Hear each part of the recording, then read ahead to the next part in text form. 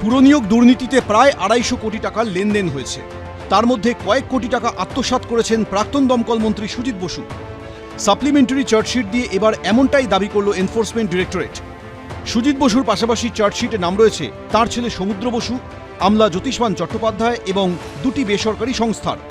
ED সূত্রে দাবি, এই দুর্নীতির সময় পুর ও নগর উন্নয়ন দফতরের ডিরেক্টরেট অফ লোকাল বডিজ বা ডিএলবির ডিরেক্টর পদে ছিলেন জ্যোতিষ্মান চট্টোপাধ্যায়। বৃহস্পতিবার বিশেষ আদালতে চার্জশিট জমা দেয় ইডি। ১৮৬ পাতার চার্জশিটের সঙ্গে দেওয়া হয়েছে ১২,৫০০ পাতার নথি। চার্জশিটে দাবি করা হয়েছে, সুজিত বসু একাই ৩৪০ জন চাকরি প্রার্থীর নাম সুপারিশ করেছিলেন। তার মধ্যে নিয়োগপত্র পেয়েছেন ২৮৪ জন। প্রার্থী পিছু গড়ে ৬ লক্ষ টাকা নেওয়া হয়েছে। ইডির দাবি, চাকরি বিক্রির টাকায় সুজিত বসু ও তার পরিবারের নামে কেনা হয় বিপুল সম্পত্তি।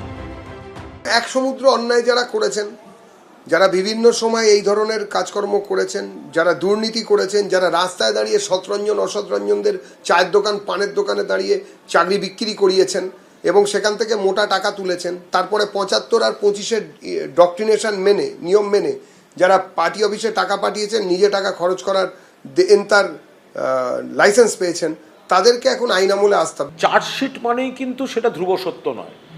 অনেক সময় এই বিষয়টাকে এগিয়ে নিয়ে যাওয়ার জন্য ইনভেস্টিগেটিং এজেন্সি একটা চার্জশিট দিয়ে রেখে দেয়। এবার সেই চার্জশিটটা সত্যি না আদৌ সেটা প্রমাণ করা যাবে কিনা সেটা তো বিচারের সময় কোর্টে প্রমাণ হবে। ২০২৩ সালের ১৯শে মার্চ শিক্ষক নিয়োগ দুর্নীতিকাণ্ডে ধৃত প্রমোটার অয়নশীলের সল্টলেকের অফিসে তল্লাশি অভিযান চালায় ইডি। সেখান থেকেই পুরসভার নিয়োগ দুর্নীতি সামনে আসে। ইডি সূত্রে দাবি করা হয়, প্রমোটার অয়নশীলের সংস্থা এবিএস ইনফোজোনের অফিসের কম্পিউটারের ফোল্ডারে যে নথি পাওয়া যায়, সেখানে ছিল একাধিক প্রভাবশালীর নাম। উল্লেখ করা ছিল চাকরি বিক্রির টাকার অঙ্ক। এরপরই দুর্নীতিতে নাম জড়ায় সুজিত বসু। ইডির পাশাপাশি তদন্ত শুরু করে সিবিআই। এই মামলায় আগেই চূড়ান্ত চার্জশিট জমা দিয়েছে সিবিআই। সেই চার্জশিটে সিবিআই দাবি করে ৮টি পুরসভায় ৬০০-র বেশি বেআইনি চাকরি হয়েছে, যার মধ্যে রয়েছে উত্তর ও দক্ষিণ দমদম, কামারহাটি, বরানগর পুরসভা।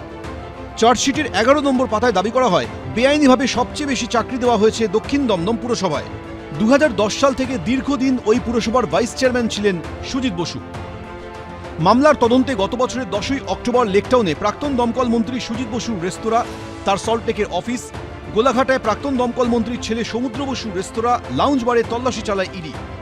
সুজিত বসুর স্ত্রী, পুত্র, কন্যা ও জামাইকেও জিজ্ঞাসাবাদ করে এনফোর্সমেন্ট ডিরেক্টরেট। বিধানসভা নির্বাচনের ফল প্রকাশের পর ১১ই মে সিজিও কমপ্লেক্সে প্রায় ১০.৫ ঘন্টা জিজ্ঞাসাবাদের পর গ্রেফতার করা হয় সুজিত বসুকে। গ্রেফতারির ৫৯ দিন পর বৃহস্পতিবার প্রথম সাপ্লিমেন্টারি চার্জশিট জমা দিল ইডি। আবির দত্ত, প্রকাশ সিনহা, এবিপি আনন্দ, কলকাতা। এবিপি আনন্দ, এগিয়ে থাকে, এগিয়ে রাখে।